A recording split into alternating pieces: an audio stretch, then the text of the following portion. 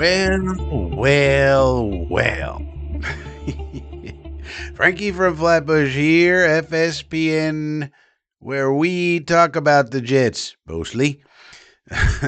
But we have now to talk about the quarterback proposition. Country Club Connor Hughes and Zach the Hack Rosenblatt gave us something to chew on today. They went on their little podcast and they conjectured, it's their belief, I don't think this is sourced information, that they believe that the Jets will not use an early draft pick on a quarterback this year. Oh no! What do we do? So what does that mean for the two bums and a baby theory? And more importantly, the quarterback position for the Jets going forward, more generally, what are we going to do? Who's it going to be? What's happening? We'll do it.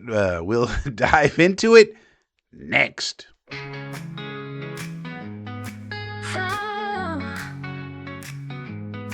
Frankie from Flatbush rides the Brooklyn line. Got a swagger sharp like a vintage wine. Everybody knows his name from porch to stoop. Hustling dreams in every loop. In the park he's...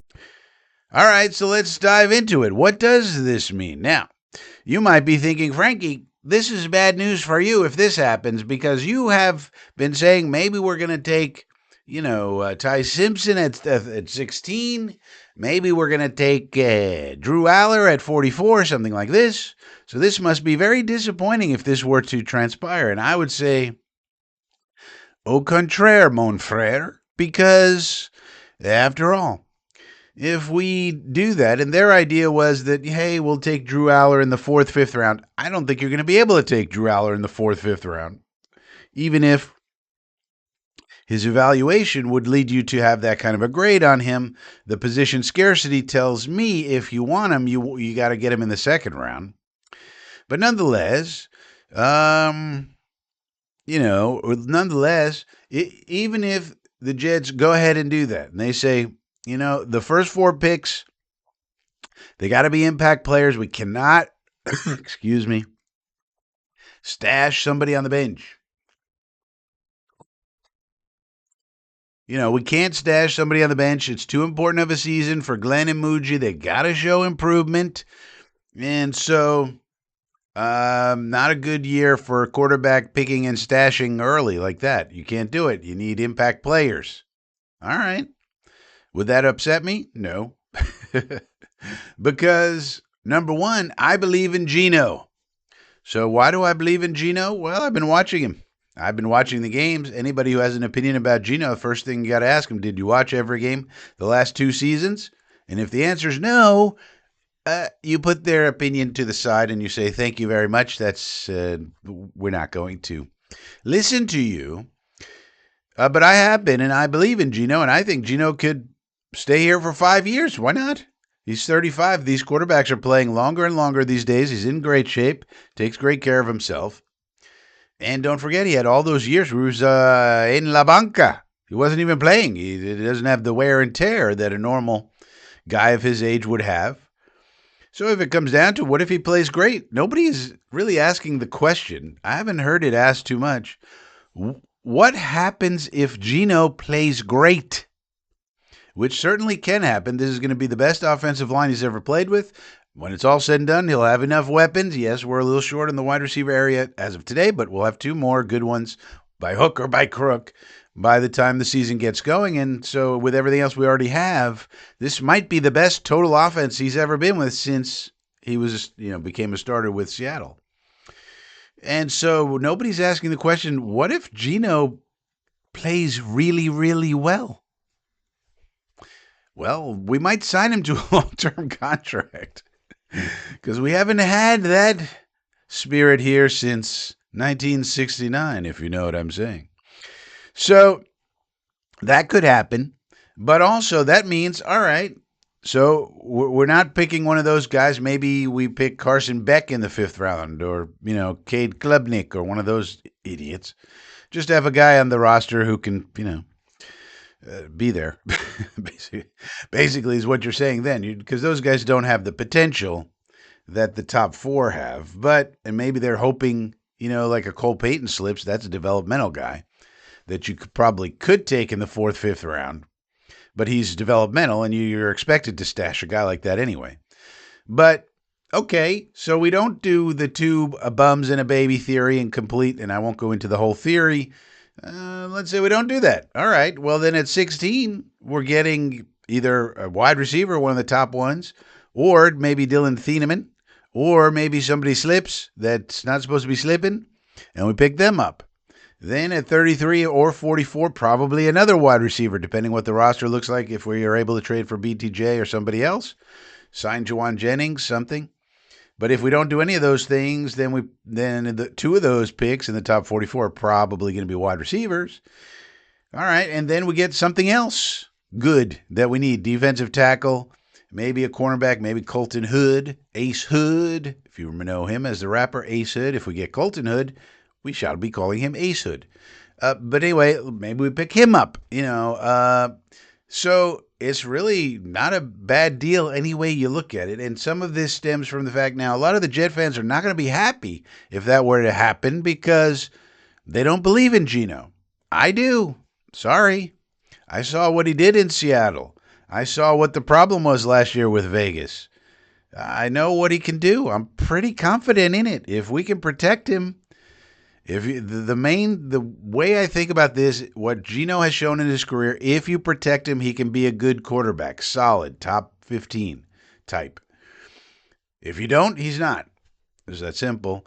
But I believe we can protect him. Okay, well, if you give Frank Reich a good quarterback, what happens traditionally, historically, when he has a good quarterback? You get a top 10 offense.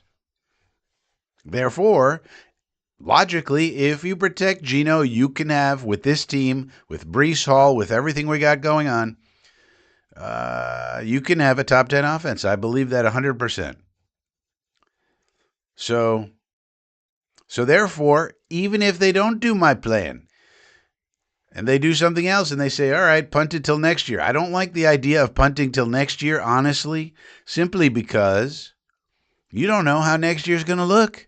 First of all, there may be only one or two quarterbacks that are worth a damn. This year's quarterback class in 24 or whatever it was, they said this year's quarterback class was going to be sterling, one of the best ever. It didn't turn out that way.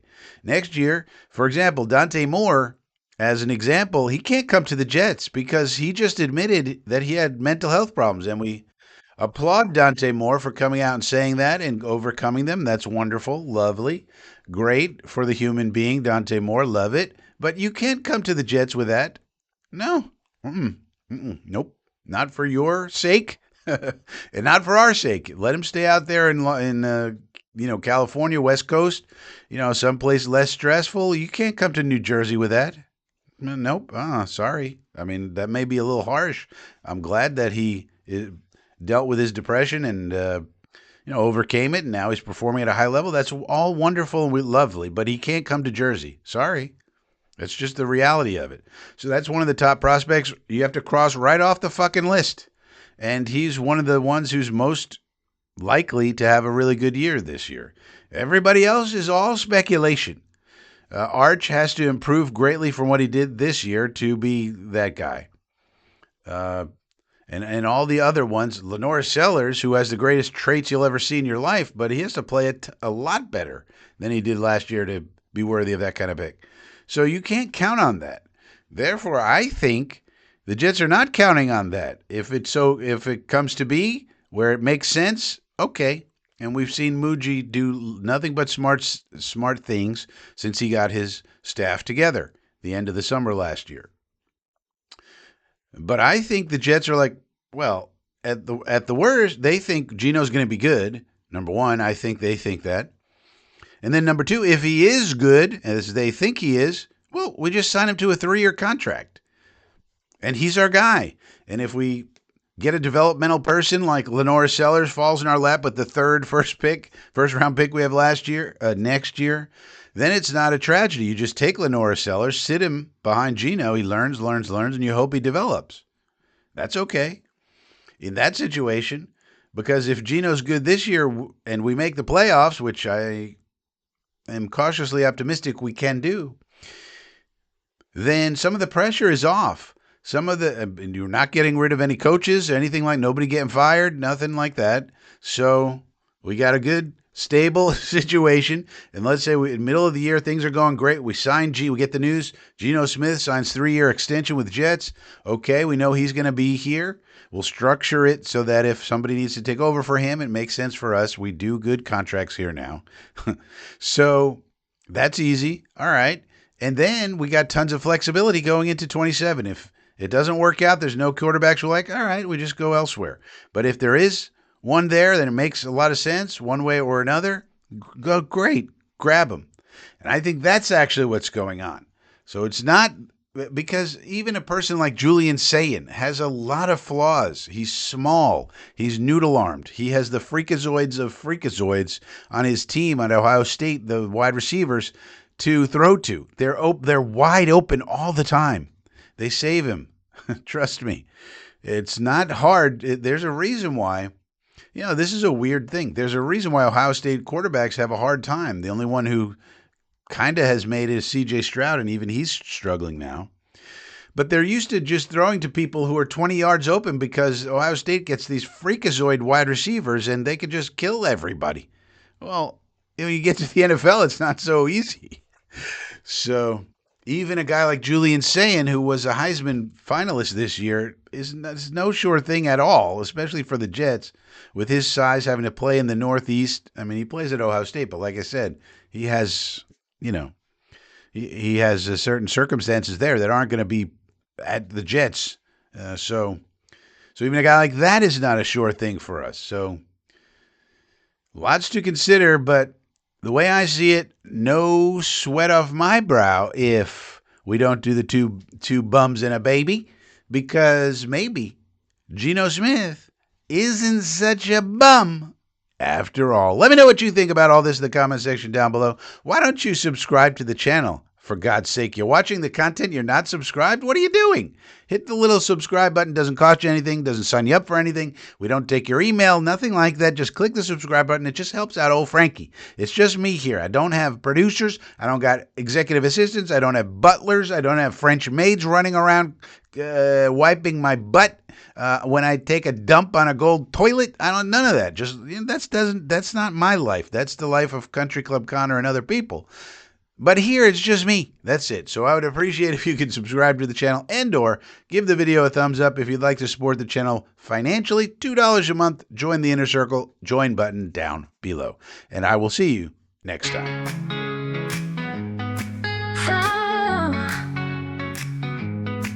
Frankie from Flatbush rides the Brooklyn line. Got a swagger sharp like a vintage wine. Everybody knows his name from porch to stoop.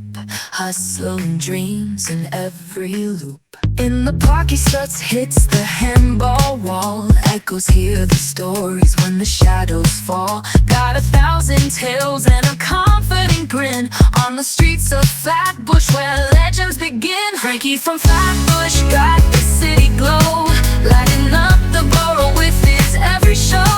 He's the heart of Brooklyn, never laying low. Frankie from Flatbush, always on the go. Bodega lights flicker when Frankie's near. He's got the rhythm, everybody cheers. Corner talks and sidewalk chalks his fame. In the Flatbush breeze you'll hear his name. Underneath the subway hum, the magic's real. Frankie's moves got that electric feel. From Atlantic Avenue to the urban hill, Flatbush Frankie's giving you a thrill. Frankie from Flatbush got the city glow, lighting up the borough with his every show.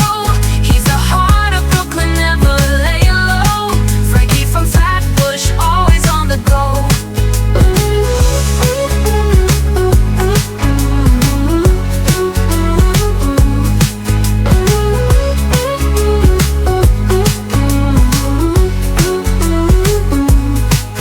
Bodega lights flicker when Frankie's near, lighting up the borough with his every show. He's the heart of Brooklyn, never laying low. Frankie from Flatbush, always on the go. Frankie from Flatbush got the city glow, lighting up